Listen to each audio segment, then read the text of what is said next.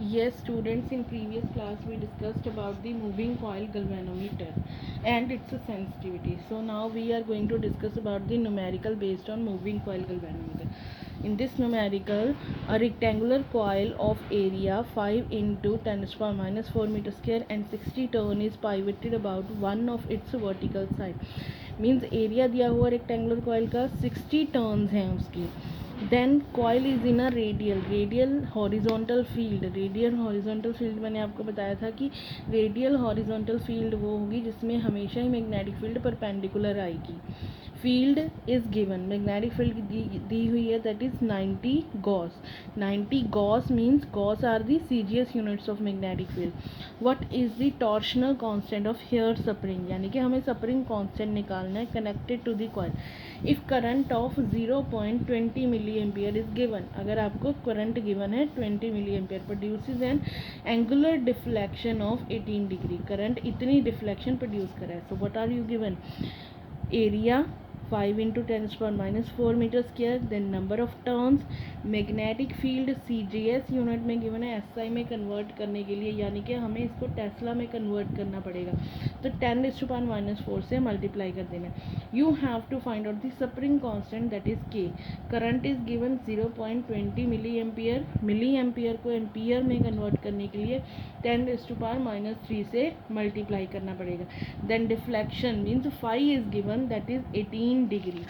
Now we know that the expression for the current in case of a moving coil galvanometer is KNBA into phi. क्या निकालना है हमने? K निकालना है. K इधर रख लो, बाकी सारी टर्म्स उधर ले जाओ. Then we are having KI into NBA divided by phi is equal to K. Now substitute all the values. As we know that value of current is 0.2 into 10 to the power minus 3, magnetic field 90 into 10 to the power minus 4, number of turns are 60, area you are given 5 into 10 to the power minus 4 divided by 4, 5 is 18. ठीक है. Now solve all the values. First of all solve the 10 the powers. पहले 10 की power solve कर लो. आपके पास आएगा 0.2 90 into 60 into 5 divided by 18 minus 3 minus 4 minus 7 minus 4 is 10 to the power minus 11 into 10 to the power minus 11. जब आप इसको solve करोगे पूरी की पूरी टर्म को, then you will get 3 into 10 to the power minus 9 newton metre per degree, क्योंकि यहाँ पर फाई की भी वैल्यू है. So these are the units of K. Now next we are going to discuss about the next topic, that is conversion of galvanometer into ammeter. So first of all, as we know that what is a galvanometer? Galvanometer is a device that can measure the small amount of current flowing in a circuit. But what is a ammeter? Ammeter measure the total amount. ये छोटी से छोटी value भी count कर लेता है, but इसके साथ हम जितना भी करंट फ्लो कर रहा है टोटल करंट की वैल्यू फाइंड आउट कर सकते हैं. We can find out the total value of the current. And ammeter is a low resistance device.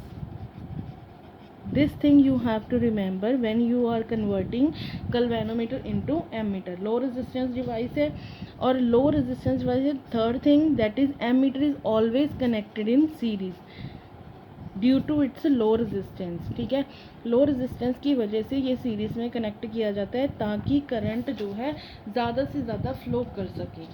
So now we have to convert a galvanometer into ammeter. How can we convert a galvanometer into an ammeter? तो first of all गल्वेनोमीटर consider कर लेते हैं. जब भी हमने गल्वेनोमीटर को ammeter में convert करना है, मीन्स हमें उसकी रेजिस्टेंस कम करनी पड़ेगी.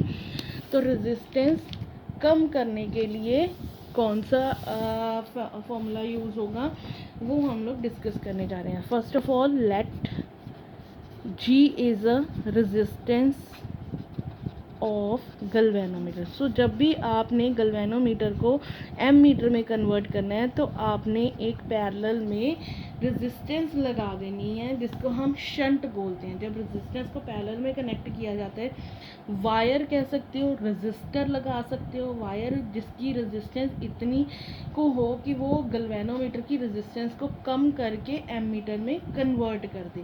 और वो हमें कैसे पता चलेगा कि हम कितनी रेजिस्टेंस वाली वायर लगाएं या कितनी रेजिस्टेंस वाला रेजिस्टर लगाएं। तो उसके लिए हम लोग सपोज कर लेते हैं S is the resistance of shunt. Shunt means जो रेजिस्टर हमने पैरेलल में लगाना है। So now how can we measure this? Now let us suppose galvanometer is here and we are connecting a shunt resistance parallel with the galvanometer. देखो अब current flow होना शुरू हो गया है यहाँ से, तो करंट आई जाएगा, कुछ करंट जो है गल्वेनोमीटर में से जाएगा, कुछ करंट जो है शंट में से जाएगा। तो सपोज कर लो गल्वेनोमीटर में जो करंट जा रहा है that is I G, and what will be the rest of current? I minus I G. I G current इधर चला गया, rest of the current total current में से आई जी वाला करंट माइनस कर देना है। So here what is I G? I G is current flowing through galvanometer.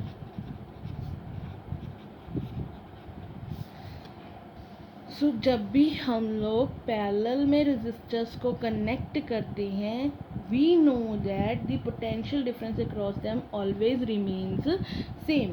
Potential difference हमेशा उनमें सेम ही रहता है। तो इट मीन्स यहाँ पर भी गल्वेनोमीटर और शंट रेजिस्टेंस में इनका पोटेंशियल जो है सेम रहेगा। और we can say that potential across galvanometer is equal to potential across shunt resistance. Potential across galvanometer is equal to potential across shunt. ठीक है। So as we know that according to Ohm's law V is equal to I R. तो यहाँ पर वही formula लगा दो, V into I R. V G means current flowing through the galvanometer is I G into resistance of galvanometer is capital G is equal to then current flowing through shunt resistance is I minus I G and resistance of a shunt is S। तो हमें S की value निकालनी है, तो ये सारी की सारी टर्म उधर जाके डिवाइड हो जाएगी। S is equal to I G into capital G divided by I minus I G. So अगर आपको गल्वेनोमीटर का करंट पता है, टोटल करंट पता है और गल्वेनोमीटर की रेजिस्टेंस पता है, then you can easily find out the resistance of a shunt that you have to connect in a parallel when you are going to convert a galvanometer into ammeter. That's all.